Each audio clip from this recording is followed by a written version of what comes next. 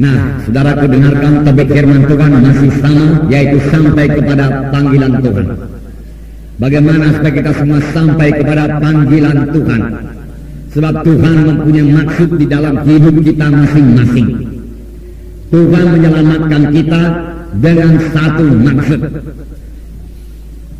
Tuhan sendiri akan memberitahu maksudnya itu kepada saudara.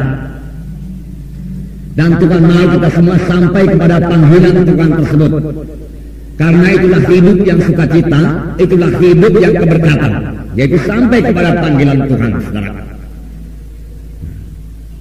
Tuhan mempunyai maksud bagi kita semua, karena semua kita adalah anggota tubuh Kristus. Bukan kebetulan saudara diselamatkan Tuhan, saudara. Setelah terselamat, saudara menjadi anggota tubuh Kristus. Kalau anggota tubuh Kristus, saudara berada dalam tubuh Kristus, menjadi bahagian dari tubuh Kristus. Lalu sama sebagaimana tubuh saya ini, saudaraku, semuanya punya fungsi, saudaraku. Demikian tiap-tiap kita yang hadir ini, saudaraku, semuanya punya pelayanan, punya panggilan Tuhan, saudaraku. Panggilan Tuhan yang begitu indah di dalam hidup saudara, membawa berkat yang luar biasa, sukacita yang luar biasa, dan membawa hidup yang berarti bagi saudara. Nah, firman Tuhan kali ini, saudara, bagaimana supaya kita sampai kepada panggilan Tuhan tersebut, saudara.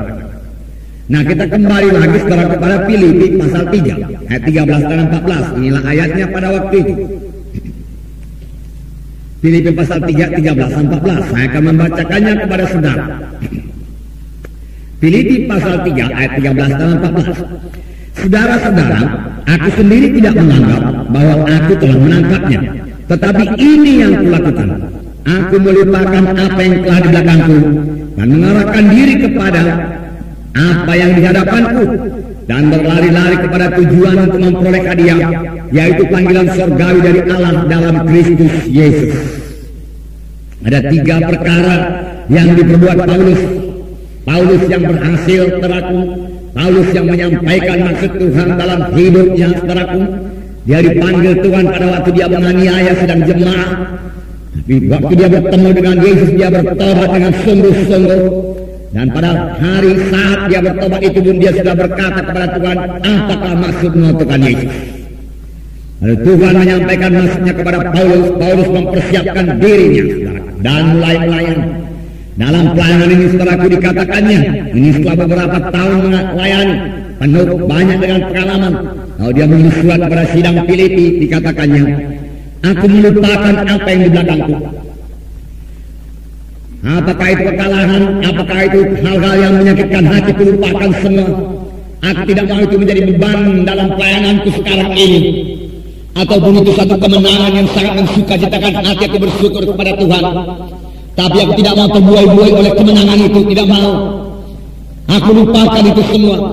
Masih ada hari-hari depan yang harus dikejar, di mana aku harus sampai kepada panggilan Tuhan dalam hidupku. Paulus berkata. Kemudian dia katakan, aku mengarahkan diri kepada yang di hadapan. Rupanya ada sesuatu di hadapan Paulus, di mana saudara dia mengarahkan diri ke hadapan tersebut. Dia berlari-lari ke hadapan, saudara, yaitu panggilan Tuhan dalam hidupnya. Saudara, inilah yang kita katakan dengan visi. Dan bagian yang ketiga berkata, berlari-lari kepada tujuan untuk memperoleh hadiah, yaitu panggilan surgawi dalam Allah, dalam Kristus Yesus. Memang, saudaraku, bagi setiap anak-anak Tuhan juga sudah tersedia hadiah di surga. Saudara boleh mengharapkannya, mempunyai iman buat itu, saudaraku. Hadiahkah itu, mahkotakah itu? Tetapi pastilah, saudaraku, begitu banyak hal-hal yang indah dalam hidup yang kekal itu, saudara, menanti kita. Tapi sebelum sampai ke sana, marilah kita juga sebagaimana Paulus ini memiliki visi. Kita mengarahkan diri kepada visi itu, kemudian berlari-lari kepada visi tersebut, bekerja keras, saudaraku, menyangkal diri, saudaraku, bekerja keras, dan kita akan sampai kepada panggilan Tuhan visi tersebut, saudara. Nah, hari ini kita akan melihat, saudaraku, hanya bagian kedua saja, yaitu mengarahkan diri pada yang dihadapan. Mengarahkan diri pada yang dihadapan, atau boleh dikatakan dengan visi. Saudaraku, visi ini Visi yang visi penglihatan ini pengertiannya sama dengan pengertian iman. Sebab saudaraku, visi itu yaitu kesanggupan untuk melihat apa yang belum jadi, apa yang belum jadi dalam hidup kita. Kita sudah lihat itu jadi, hingga kita bergemar dalamnya. Pasti jadi dalam hidupku, ini maksud Tuhan dalam hidupku. Oleh sebab itu saudaraku, visi ini sangat penting jika kita ingin sampai kepada panggilan Tuhan. Jika kita ingin berhasil, setiap orang harus punya visi, saudaraku. Tanpa visi Tuhan tidak bekerja di dalam hidup saudara. Kalau sidang ini tidak punya visi, saudaraku, maka sidang ini tidak akan maju. Kalau sidang ini tidak punya visi, maka Tuhan tidak bisa bekerja dalam sidang ini, saudaraku. Oleh sebab itu, sidang harus punya visi.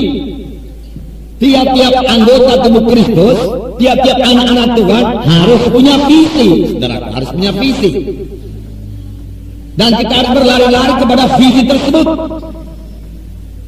Tanpa visi Tuhan tidak bisa bekerja. Jadi Tuhan bekerja melalui visi. Tuhan bekerja. Itulah cara Tuhan.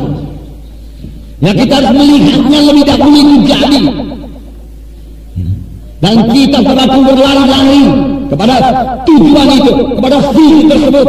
Kita bersuka cita, kita bersyukur, kita bergairah, kita bersemangat. Dan kita katakan pasti aku dapat, pasti jadi, pasti berhasil. Daripada Tuhan ini visi ini. Haleluya Tuhan, haleluya. Nah, saudara, lalu Tuhan membawanya pada kenyataan. Haleluya saudara. Nah, sungguh satu jalan saudaraku yang paling baik diberikan Tuhan bagi kita, saudaraku. Nah, di dalam saudaraku, Amsal 29 ayat 18 dikatakan, Amsal 29 ayat 18, di sini dikatakan, saya membacakan kepada saudara, bila tidak ada wahyu, maka liarlah rakyat. Berbahagialah orang yang berpegang kepada hukum. Bila tidak ada wahyu, bila tidak ada pernyataan dari Tuhan, atau bila tidak ada visi, maka liarlah rakyat. Maka liarlah anggota tubuh Kristus. Karena mereka tidak tahu apa mereka perbuat. Mereka pikir menjadi orang Kristen itu hanya kebaktian 1 kali seminggu. Sudah, di luar itu nggak ada yang lain lagi. Di luar itu mereka hidup sebagaimana orang dunia. Mereka tidak tahu apa yang mereka kejar, mereka tidak tahu apa yang mereka tuju, saudara. Maka mereka menjadi liar, saudara. Oleh sebab itu perlu sekali visi. Berbahagialah orang yang berpegang pada hukum. Sesudah kita mendapat visi, saudara, kita pegang hukum Tuhan, kita pegang firman Tuhan, kita tidak melanggar firman Tuhan. Lalu hidup kita, saudaraku, berbahagia, berbahagia, saudara. Nah, di dalam Hosea 4 ayat 6 dikatakan, tanpa visi binasalah bangsa. Kalau tidak ada visi, binasalah bangsa. Jadi kita harus punya visi, ya, bertumbuh, bertambah hari rohani kita bertumbuh, saudaraku, ya, bertambah-tambah dewasa, bertambah hari kita bertambah memberikan buah kepada Tuhan, saudaraku. Tambah-tambah hari pengertian kita bertambah-tambah, saudaraku. Bertambah-tambah hari, saudaraku, kesehatan kita bertambah-tambah, saudaraku. Semua itu sampai kepada panggilan Tuhan. Bertambah hari kita bertambah-tambah diberkati Tuhan dalam bidang materi, karena semua itu janji Tuhan, saudaraku. Dan memang Tuhan pasti menggenapkannya. Langit bumi boleh berlalu, tapi firman Tuhan tidak berlalu. Firman Tuhan berkata, saudaraku. Nah, oleh sebab itu Tuhan berikan visi ini, Tuhan berkata, kejar ini, Tuhan berkata. Nah, itu membuat doa kita tertuju kepada visi tersebut, saudara.